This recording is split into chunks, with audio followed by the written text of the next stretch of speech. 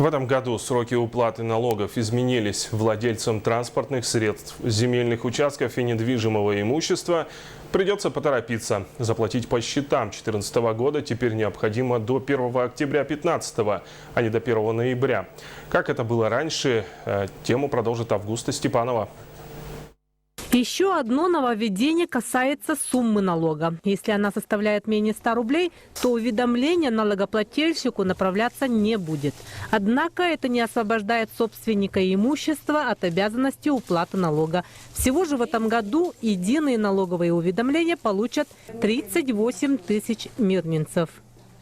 Почта уже порядка 2 месяцев, да, даже, наверное, 3 месяцев получила 36 тысяч квитанций. За квитанцией нужно идти на главпочтамт, потому что процедура на сегодняшний день такая, что если вы приходите в налоговую инспекцию, по факту почта проставляет отметку, что вы эту квитанцию не получили, несмотря на то, что вы получили эту квитанцию в налоговой инспекции. То есть нужно обратиться на главпочтамт с документом, удостоверяющим личность.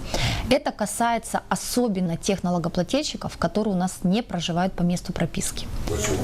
Льготами на имущественный налог пользуются инвалиды 1-й, 2-й группы, пенсионеры. При этом надо помнить, что они имеют заявительный характер. От транспортного налога освобождаются только инвалиды.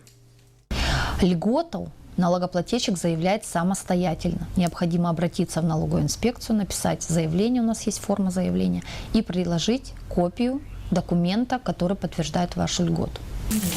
В ближайшее время изменится порядок исчисления имущественного налога. Он будет рассчитываться, исходя не из оценки БТИ, как раньше, а из кадастровой стоимости. Суммы значительно увеличатся. Специальный калькулятор можно найти в интернете. Правда, вычислить сумму налога точно не получится. По закону каждый регион вправе менять его ставку. Ставки налога на имущество по-прежнему у нас принимает муниципалитет. В каждом муниципальном образовании свои ставки налога на имущество. Это напрямую зависит от оценочной стоимости имущества.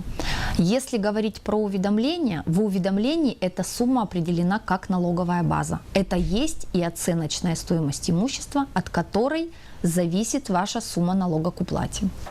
Итак, до 1 октября владельцы транспортных средств, земельных участков и недвижимого имущества обязаны заплатить налоги, иначе инспекторы применят штрафные санкции.